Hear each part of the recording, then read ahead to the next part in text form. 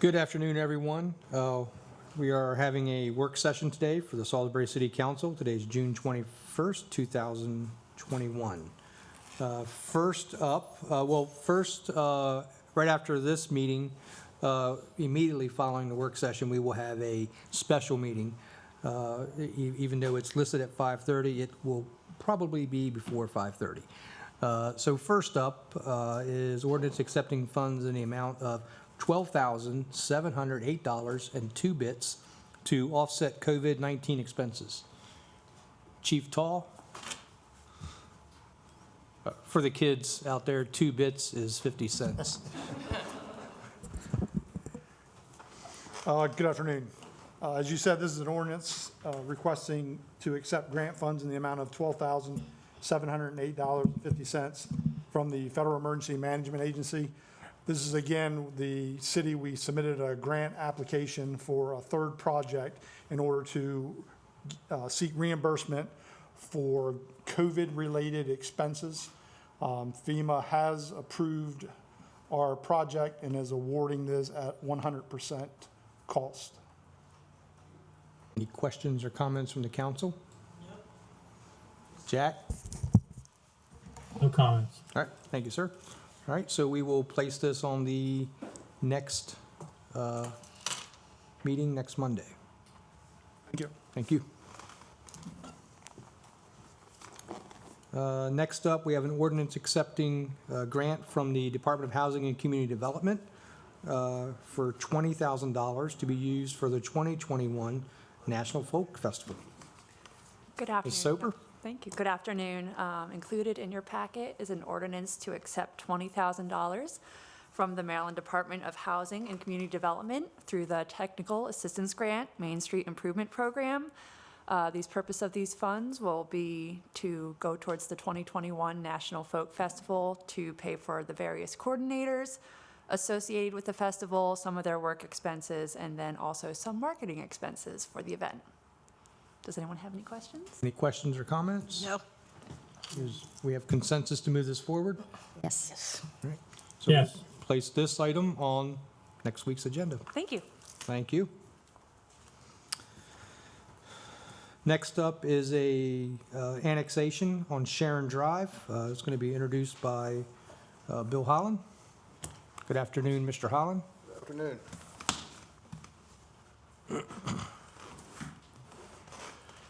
The city recently received a petition for annexation for a 3.5-acre site located, it's on the east side of Ocean Isle and borders between the Sharon Drive and Old Ocean City Road. This request contains a concept development plan, which includes a self-storage facility, which would be developed in 3 phases. This is an introduction and requesting the council's approval to move this forward to the Board of Zoning Appeals to get this rezoning. I do have a representative from the Rainier Development Company here, LB Steel, if you would have any questions or anything. Other than that, that's pretty much, this is a low-density development because you have 2 apartment complexes there, so it shouldn't create very much traffic. Any questions or comments? None. I think that's in District 5. Yes, Yeah, that is. that's District 5. No, Yeah. no questions. No questions. So there's no plan on this site for any type of housing? It's just strictly going to It's- be Self-storage. self-storage? Okay. Jack, do you have any questions? No questions. We have consensus to move this forward? Yes. Yes. All right, so we'll place this on next week's agenda, or as soon as we, Planning Commission. Planning Commission? It Oh, goes to okay. them first. Then we'll bring it back. All right, sounds good. All right? Thank you. Thank you. All right. Have a good afternoon. All right. Next up, we have an ordinance to establish a project expenditure account to pay for Mitchell Landing Apartments invoices. Our grants manager, Deborah Stam. Good You have the floor. afternoon. As I'm sure you are aware, a serious maintenance issue was recently discovered at Mitchell Landing. in Building 139. So we had to relocate the tenants that were in that building to other local apartment complexes, which we have done. And now we are working on not only paying for those relocation expenses, but we're doing some structural testing under that building and all the buildings just to make sure that everything's good, and some other testing. So we have received an authorization memo from Catherine Spencer at DHCD to go ahead and establish an account for up to $20,000 worth of reimbursement. With Mitchell Landing, the RFR account, Reserve for Replacement account, that's used for all sorts of maintenance issues, and we expend the funds initially, and then we submit for reimbursement. So we just need to increase an existing project account by $20,000 so that we have the money to front for Okay. these expenditures before we get reimbursed. Anybody have any questions? I do. Okay. How much did it actually cost to relocate those persons? Off the top of my head, I think it was about 6,200, somewhere in that neighborhood.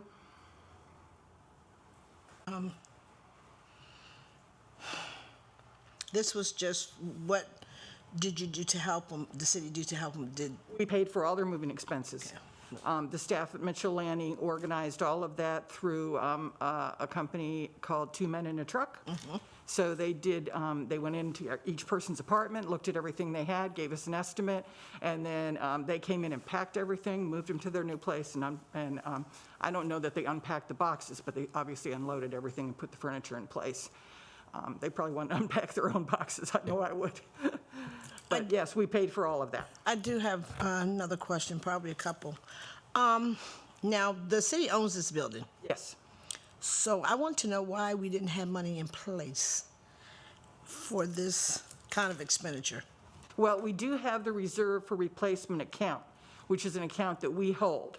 But anytime we take money out of that Reserve for Replacement account, we have to go through CDA and get authorization from them to do that. So there's about, I think it's about 235,000 right now, sitting in the Reserve for Replacement, give or take. But we can't shift money from that to any other accounts without getting authorization from CDA. So you're saying approving a reimbursement up to $20,000. So do you think, if you only spent 6,200, what? So far. Yeah, what would the 20,000? The 20,000 just gives us the authorization to create a budget line. Okay. That we can then issue expenditures from, and then up to 20,000 will get reimbursed. And above that, I would have to go back to CDA and say, okay, now we need to do this, this, and this. And so we're going to need an authorization to increase the expenditure line by however much we think we'll need. We Now, just started with 20,000. Okay, I have another question. Do we expect to have to spend any more money than you have asked for the reimbursement? Hard for me to say at this point in time. Obviously, all the moving expenses have been covered. I don't know what the structural inspections are going to cost, and I don't know what they might uncover that, might need to be addressed. So it's a little hard for me to estimate. Actually, it's a lot hard for me to estimate at this I can point. imagine. I mean, I because this kind of concerns me. It really concerns me that the city owns a building and we have a management company who is taking care of this, managing this complex, and that it becomes an endangerment to the residents. It really upsets me that this has happened because I'm trying to figure out how did we miss this? Well, that's why, as soon as we were made aware by the management company that there was some sort of an issue with a support beam, we immediately set about getting an inspector under there to look at it and getting those tenants relocated, because we wanted to make sure that nothing happened to anyone or their belongings. So we did that immediately as soon as the management company let us know that they had detected an issue in, I think it was 139A, was where they noticed that there was some settling in the floor. So as soon as the management company made us aware that there was some sort of a maintenance issue, something was going on underneath that building, we did react immediately. That's it. Thank you. Blake?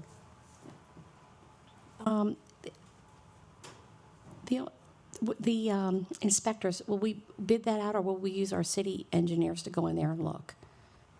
No, well, initially, some of our city engineers went under. Okay. Some of the guys from DID went under there to look at it, but we are bringing in professional structural engineers because they're not qualified to assess the full extent of what will need to happen.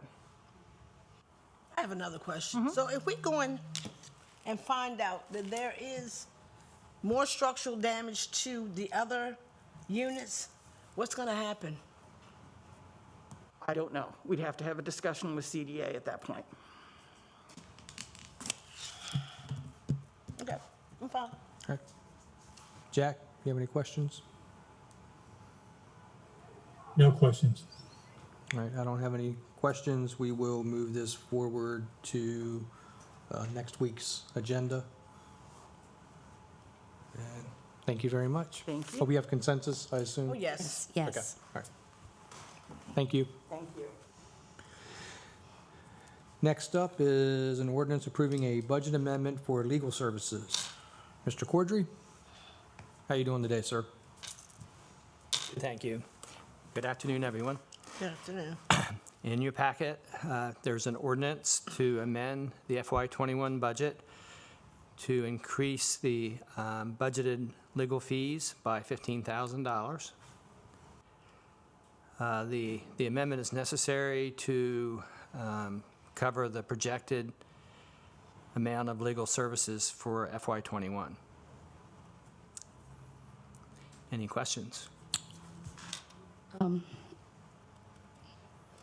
April, did you have any questions? Anybody have questions? No. Ms. Blake? So, I have one question there. okay, Is this the final bill for the previous counselor? We have a bill in hand through February. We do not have bills for March, April, May, and June, but they have given us a forecast for each month. And So based on the forecast, the 20,000 will do it? the 15 will do it, yeah, 15 will do it? yeah, Okay, thank you. No more questions. sure. that was my question. So this covers the prior council up till the end, so that we wouldn't be expecting another amendment for this legal cost, is that what I'm That's correct, based on the Okay. forecast. I mean, I do want to point out that it is a forecast. We don't have the bills in hand. But historically, their forecasts have been pretty good. Okay, When they have the work in process in front of them, and they're basing their forecast based on data that they have that's pretty reliable.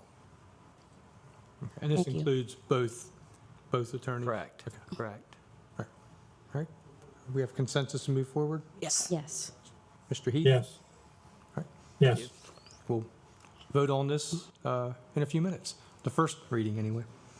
So our special meeting, or our work session is adjourned, and we are now moving over to our special meeting.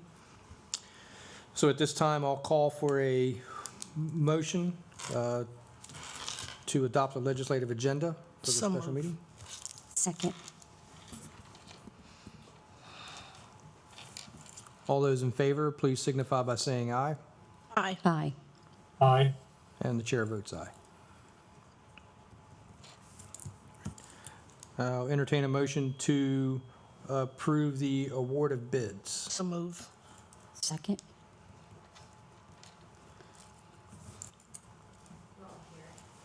Oh, yeah, this is fine, yeah.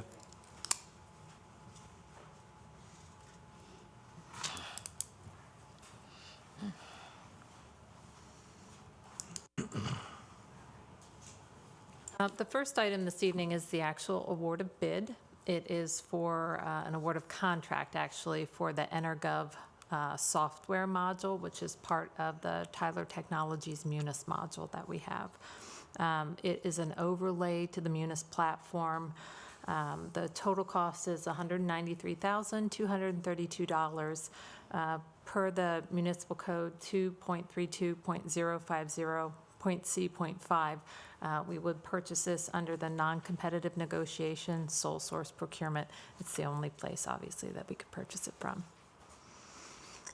You'll note in your packet, the vendor quote is in there, in case you have any questions about it. The sole source justification form is in there as well, along with a memo from the department head. Any questions? Comments?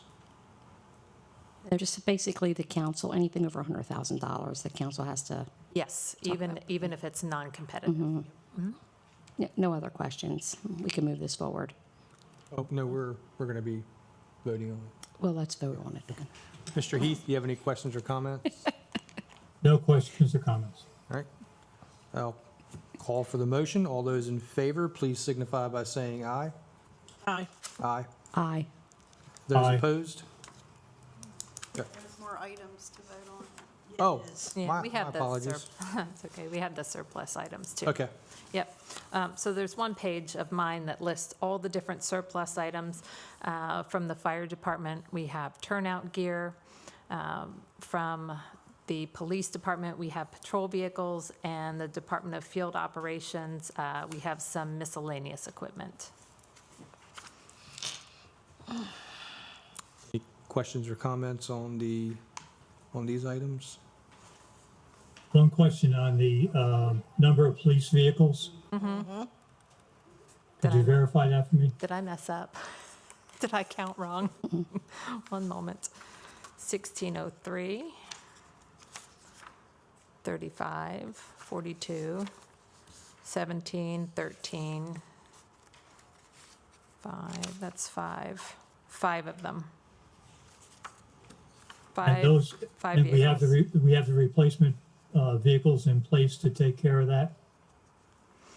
Unfortunately, since we're starting early, I don't have anybody from the PD here. They were going to be here at 5:30. So I think these vehicles have all been sitting around for a little while. One was totaled. I've seen them.